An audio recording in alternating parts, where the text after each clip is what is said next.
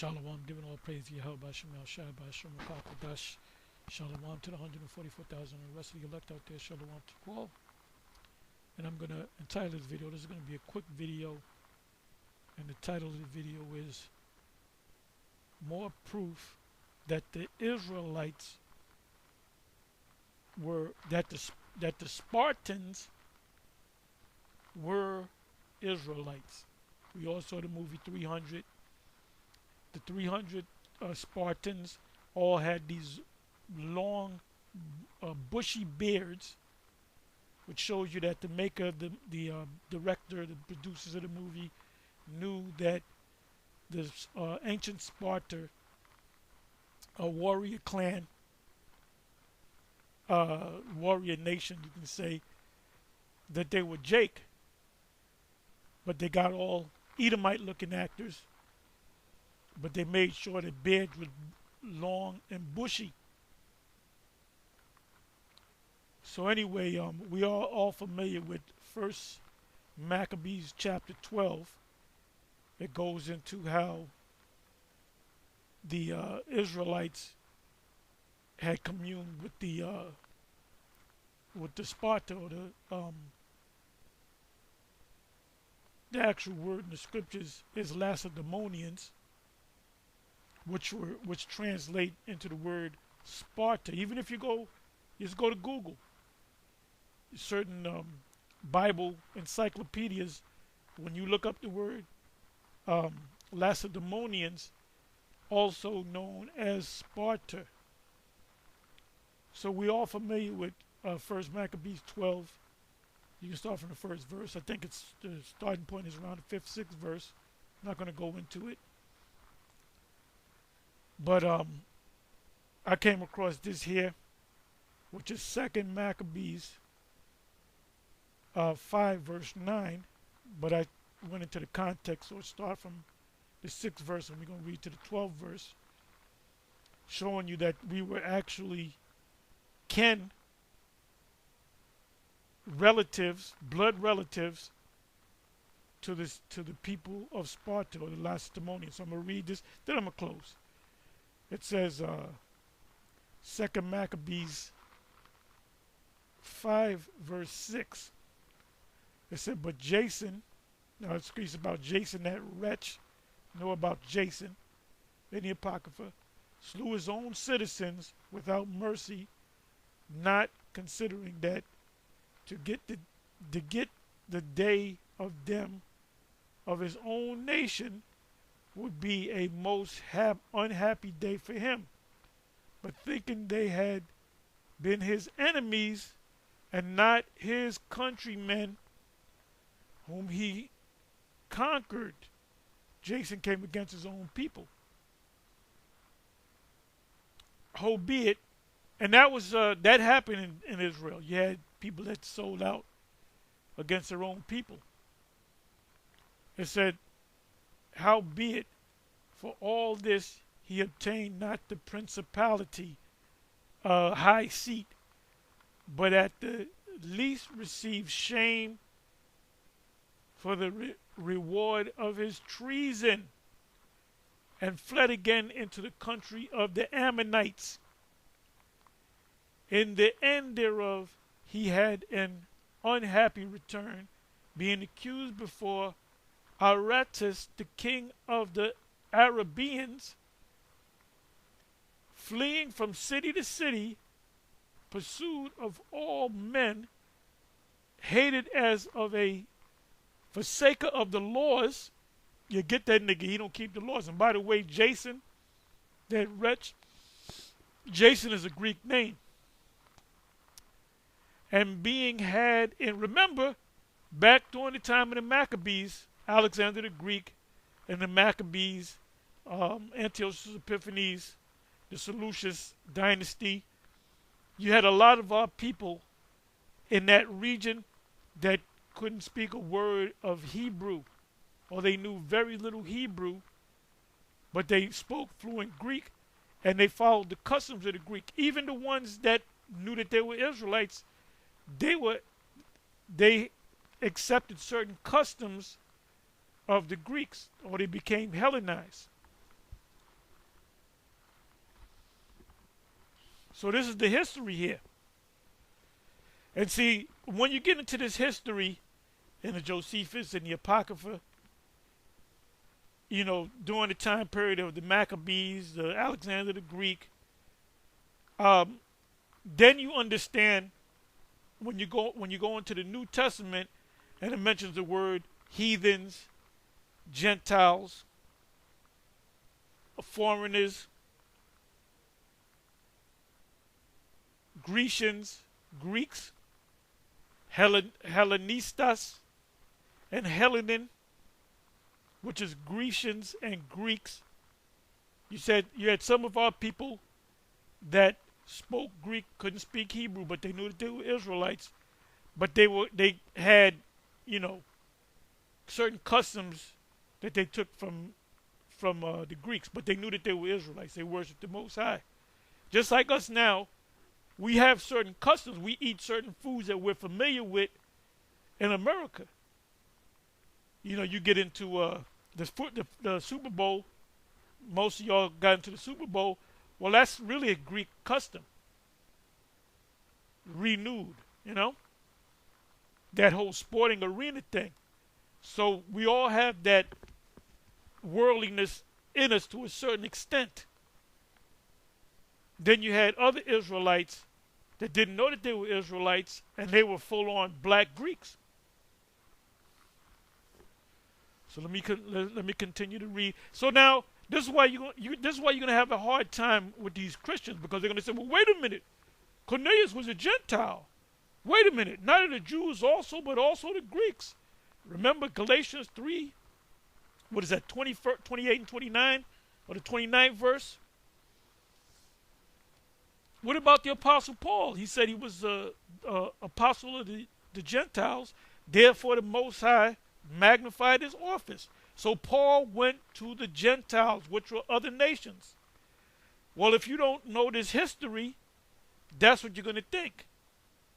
There's a reason why I said, I'm going to say it again, I said it a couple of minutes ago, there's a reason why they were labeled, even the Israelites, when you go into the circumcised compared to the uncircumcised, the circumcised were the Israelites that were born in the land, in Palestine, and was circumcised on the 8th day, grew up under the laws. At 12 years old, they became a man. They were dealing with Israelites that were, in fact, Israelites based on their genealogy, or based on their race, let's say, but they had different customs.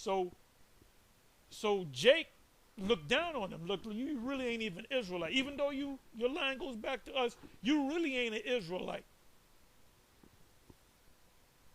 They do that like in Jamaica. You go to Jamaica, you in America, you leave from Jamaica, you born in Jamaica, you go to America, you have kids, you bring them back. They don't accept them. They say they call you foreigner, which is a stranger. Because you're not a real Jamaican. The Puerto Ricans, right?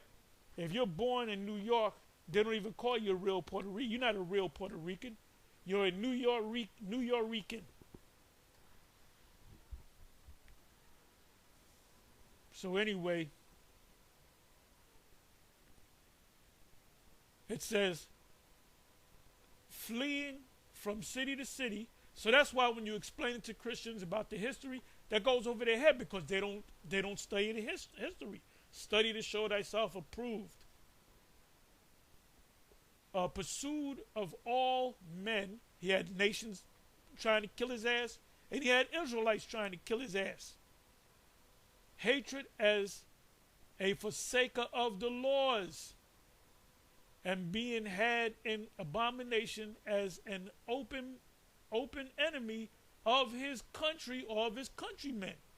So not only was the nation wanted a piece of his ass, Israel wanted a piece of his ass. Just like Alexander Tiberius was like Tiberius. Damn, I always get his name. There's 3 names: Tiberius, Julius, Tiberius, Alexander. However you want to put them names together. He was raised up as a he was raised up among the Jews of Alexandria, Egypt. So he was circumcised. He was raised up in the Israelite family, but he wasn't born in Israel. He was probably born in Egypt, Alexandria, Egypt. So he knew he was an Israelite, but he said, nah, I don't want to be an Israelite. I know I'm an Israelite, but I want to be a soldier. I want to be a Greco-Roman. So he's no different than Jason. And you had a lot of people that showed loyalty to the Caesars, and a lot of them had high up positions, just like today.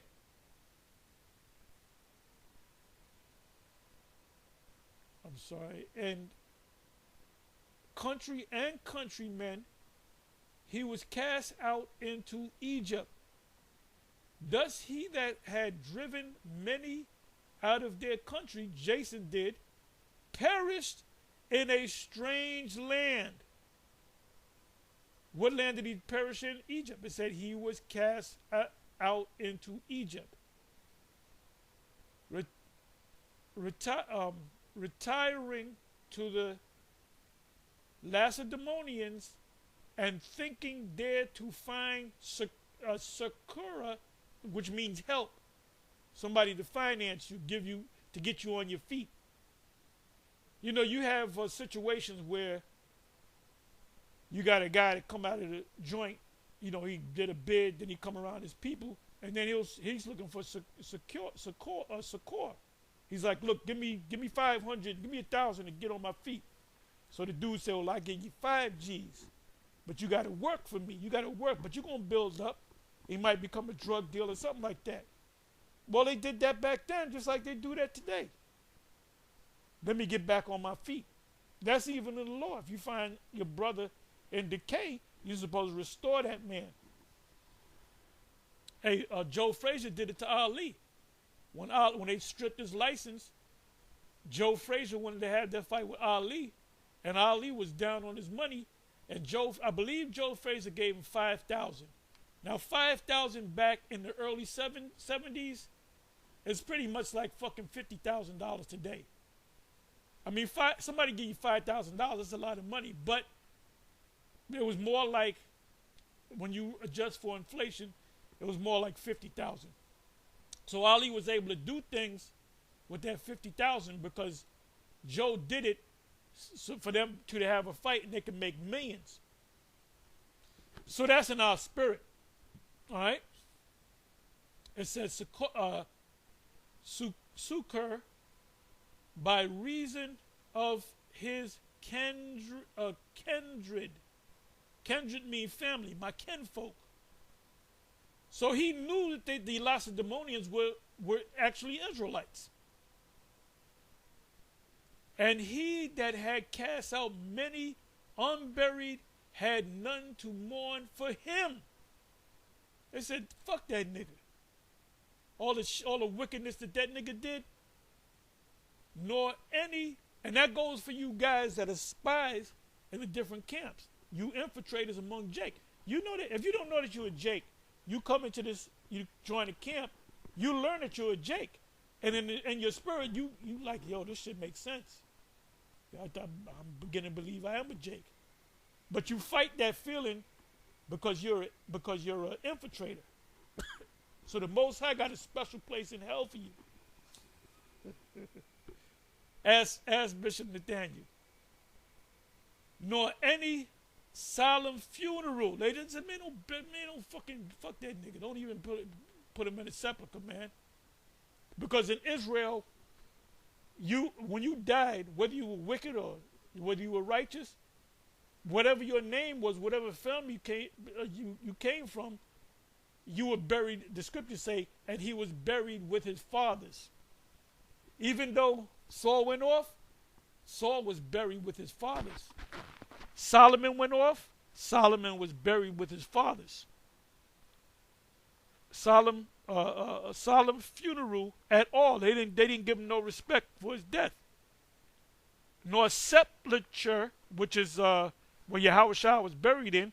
It was a cave in the rock that covered it, and you put the dead. So we were buried above ground. See these small hats, these JJs, they don't get buried underground. If they're part of a traditional so-called Jewish family, they bury them in a mausoleum. They're above ground with his. They said, nor any solemn funeral at all, nor sepulchre with his fathers. Now, when this that was done came to the king's car, he thought that Judea had revolted, whereupon, removing out of Egypt in a furious mind, he took the city by force of arms and commanded his men of war. Right, your personal army was your men of war. The Herodian dynasty had their own men of war, which were their private army. Remember when they were beaten, they were buffeting the Messiah. It wasn't the Romans that did that. The Romans came in after. The ones that beat them down, those were Herod's, the Herodian dynasty personal army. When 70 AD took place, you had the Israelites fighting against the Romans and Herod's men of war, Herod's personal army. And like I said, you do the research, they were actually Edomites fighting on the side of Jake because they wanted to get in the kingdom, and they're not going to get in the kingdom. It says, and commanded his men of war not to spare such as they met, and to slay. There's a term called extreme prejudice. Don't make no pact with that person. Just kill him. And to slay such as went up upon the houses. So they saw an opportunity to get at Jake. So anyway, with that, I said I was going to make this relatively short. With that, I'm going to say shalom.